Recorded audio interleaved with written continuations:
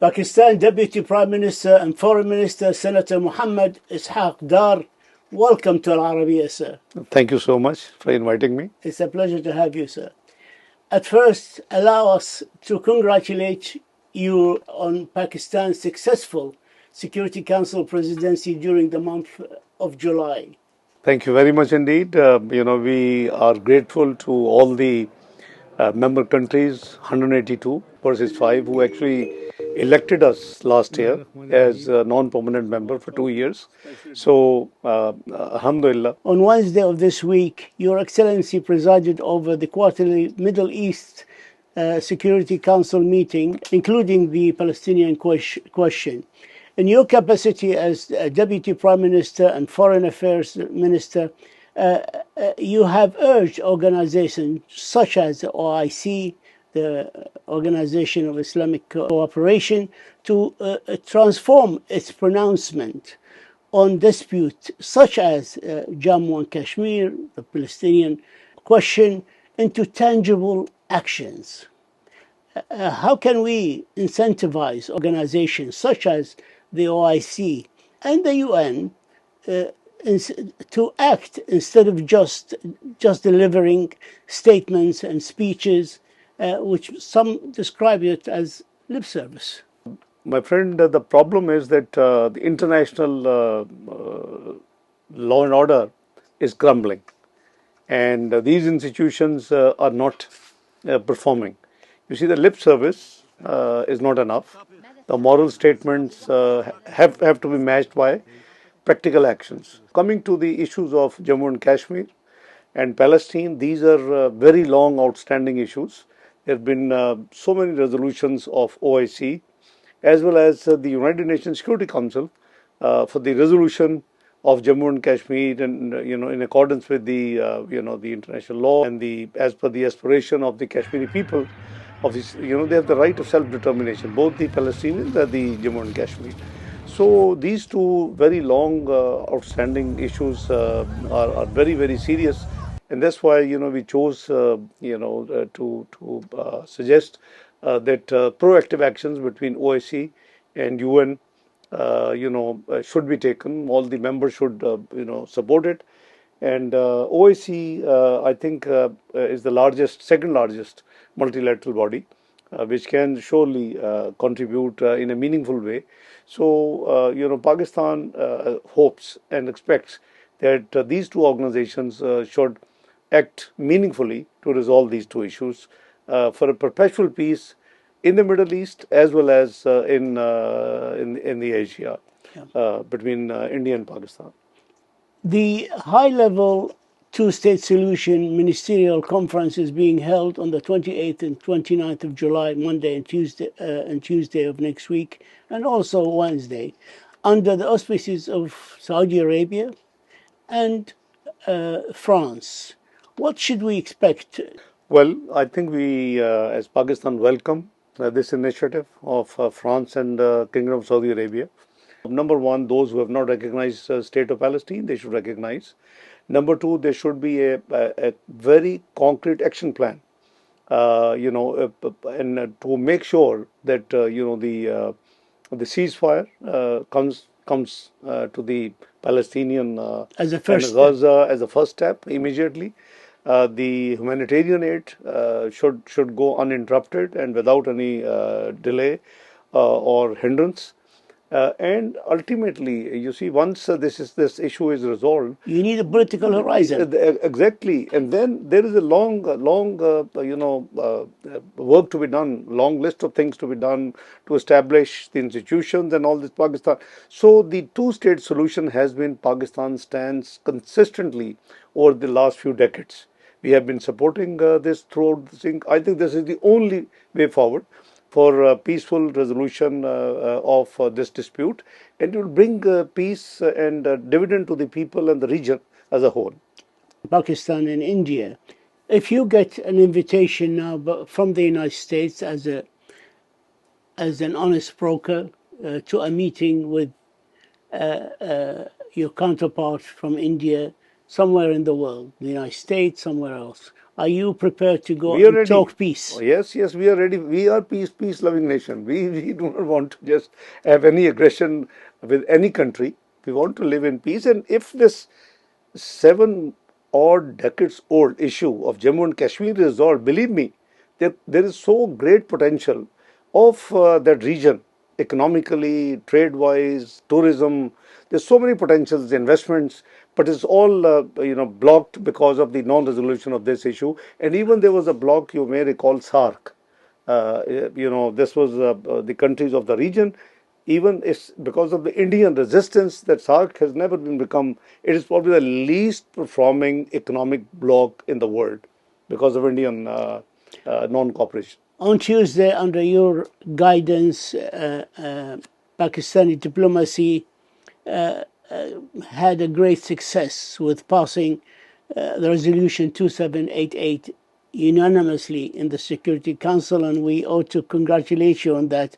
And it's a Security Council resolution about strengthening the mechanism for peaceful settlement of dispute. Shouldn't India and Pakistan heed what's written in that resolution and indeed solve their very long crisis between the two countries in a peaceful way, through mediation, through negotiation, through good offices of other countries, through the adherence to United Nations resolutions and international law? Shouldn't you two sit down and work out your problems? Well, it can't be any second option. And I endorse what you're saying, but it takes two to tango. We alone cannot do unless India cooperates. We have no issue. And by the way, we But the trip of 1,000 miles starts with one step. I agree, but we are ready, to jog, even go very fast. There's no issue at all. But it's, as I said, that is it's a total unilateral on the Indian side resistance and non-cooperation, which is wasting time. And by the way, I owe great thanks to all the other 14 members of the Security Council, five permanent and nine elected. We are the 10th elected, and for their cooperation, because I think it's after a long time, the world has seen a resolution 2788 passed unanimously by all the 15 countries. In the background, obviously, there was a lot of shuttling, Of course. negotiations, as you Of know, course. but we have seen mostly such resolutions do not get passed eventually, or even if they get passed, they passed by thin majority. So this is a very good omen, and I think the reason and the selection of the topic of Pakistan, multilateralism, peaceful settlement of disputes, proved to be the right one, and this resolution is the endorsement. Do you believe that the United States can help in solving the Kashmir and Jammu dispute if they want? Can they? Well, we welcome President Trump's statement. It's very positive, and Jammu and Kashmir issue has been highlighted. I would take you go back 2nd December 1998 in Oval Office. Prime Minister Nawaz Sharif, I accompanied him, and we have discussion. And Prime Minister Nawaz Sharif told President Bill Clinton that the time you are spending for the settlement of the Middle East issues, if you spend 10% of that time for Jammu and Kashmir, this issue can get resolved. And he was coming end of winter 1999 to Pakistan, and he said, I will certainly look into this thing. I mean, there's a positive, note by the then President Bill Clinton. So I appreciate President Trump, being very candid, very open, and I think it is the responsibility of the members, and particularly the P5, to make sure that such issues are resolved. Otherwise, the whole system of having this UN body 80 years ago in San Francisco, the whole spirit was peace and security, development and human rights. So we welcome, U.S. Mediation. Statement, President, and we are ready. But India has obviously given negative statements on President Trump's tweets in this regard. Your office has denied any knowledge of an impending visit by United States President Trump to your country next September. Is that still the case? Well, there are certain things you don't prematurely confirm or reject. The, There's a long but still few weeks in between. So we hope no, but first you denied, but now you're saying wait and see. well, I think this is something because it is the diplomatic norm Okay, that the two countries' foreign offices declare such visits simultaneously. okay, So for any one country, we hope yes. and we would welcome President Trump's visit to Pakistan. Surely, because I understand he's going to India. India So, after Pakistan, yeah, yes. yeah, yeah. So, we will welcome his visit. He and his team, both President Trump and Secretary Rubio, they played a very positive role in the Indian-Pakistan conflict. How do you view the U.S. government designating the resistant front in Kashmir as a foreign terrorist organization on the 22nd of after the 22nd of April attack, according to Secretary of State? You see, we still haven't got any specific evidence or detail. If you recall, there was a resolution immediately after Pahalgam, and we managed to get the resolution that press release statement by the Security Council done by removal of the TRF. We didn't have any evidence. We said either give us the evidence. Now, designating as FTO is obviously the prerogative of U.S. government. We haven't seen any evidence, but it has been linked in this with Lashkar-e-Taiba, LET. Now, this which is wrong because we dismantled this organization long time back. We arrested the people involved in LET. They were prosecuted. They were sentenced. So I think linking it standalone, if there is ample evidence and satisfaction of the U.S., it is their prerogative because it's a sovereign country and they can decide whatever they want. But we haven't been shared with any evidence in that context. In short, how would you describe the present relations between the United States and Pakistan? I think we have highs and lows in our relations in the last few decades. We were the frontline, partner on war against terrorism. We are the biggest victim, by the way, of terrorism. We lost 80,000 lives, human lives. We had about 152 billion of our economic losses. Mind you, that our total external debt and liabilities are 130 billion.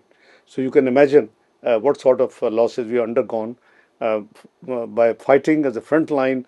Otherwise, God knows this menace would have spread everywhere in the world. So, our relationship, the current phase is very good.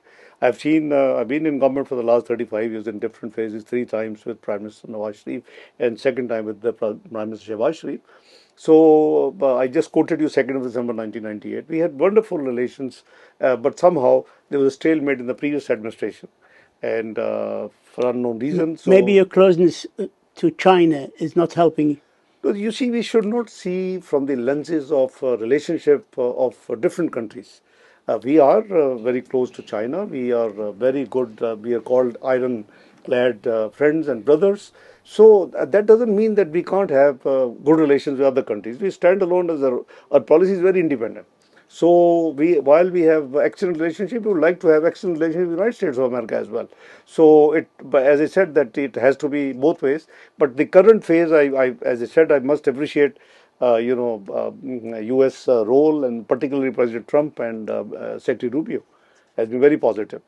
Pakistan's ability to simultaneously maintain constructive and good ties with Iran and the United States in the same time places it in a very strategic and an important position to bridge divides and serve as a credible mediator between the two. In June, Secretary of State Marco Rubio held a call with Prime Minister Sharif of Pakistan, during which both agreed to work together to achieve a durable peace between Iran and Israel. Can you speak to us on that call? Well, you see, we encouraged and we will continue to do so. Diplomacy and dialogue is the only way forward. We condemn the Israel attack on Iranian, nuclear facilities, particularly because they were member of IAEA. They were following the NPT. So the watchdog for this purpose obviously was doing its job. Secondly, they were already in the process of negotiations, and the next round was due on 15th of June. Courtesy Oman. Suddenly, I was in Istanbul attending, and so was Irani Foreign Minister Mr. Abbas Araghchi. And suddenly, 13th of June, we saw what we saw, all have seen. So we to begin with we condemned those actions because anything wrong, in the best of best relations, it doesn't condone that anything wrong done by your great friend and close associate, even, that you do not say right is right and wrong is wrong. So we follow that policy. But yes, the call was there, and obviously, the Prime Minister's efforts, my efforts, Foreign Office efforts are that Iran and Israel and US, they should resolve this issue amicably through diplomacy and dialogue. And Iran, I hope, will follow our advice. But obviously, we are there to, because it is a question of region. I mean, imagine even technical issues could be there if you attack the nuclear sites. Yeah, yeah. There's a proliferation and all For this. the whole, It for the could whole be a whole region. Yes. So, and we are next door neighbor. We are common border. So we cannot keep silent and close our eyes. So we are supporting, doing our best mediation and Prime Minister at his level. You will see very soon President of Iran visiting Pakistan, hopefully early August. And I am also in touch with the Foreign Minister of Iran. So you see, all our objective of Pakistan, all of our efforts are towards, bringing them to the dialogue table, and the diplomacy should job, and they should reach to a amicable, dignified, mature settlement between them. Time has caught up with us, sir, and I would like to raise the question of Pakistan and its relations with the Arab world. How would you rate your relations with the Arab world, and in particular, Gulf states? Wonderful. It has been very cordial throughout Pakistan history, and I would say it has gone to a new level. We are cooperating with each other. We want to have strategic partnerships, both in trade, economy, security, all areas. So you have seen particularly the Gulf countries, Saudi Arabia, UAE, Qatar, Bahrain, Kuwait, with everybody, every country we have wonderful relations, and we believe in working for the Ummah should work together, and this is our key approach to our foreign policy towards Arab countries, but we always had excellent and marvelous relationship. Senator Muhammad Ishaq Dar, Pakistan Deputy Prime Minister and Foreign Minister, we thank you for this exclusive television interview. Thank you. And we wish you a very, very best of luck, Very sir. kind, very kind. Thank you, Thank you sir. so much. Thank you, sir.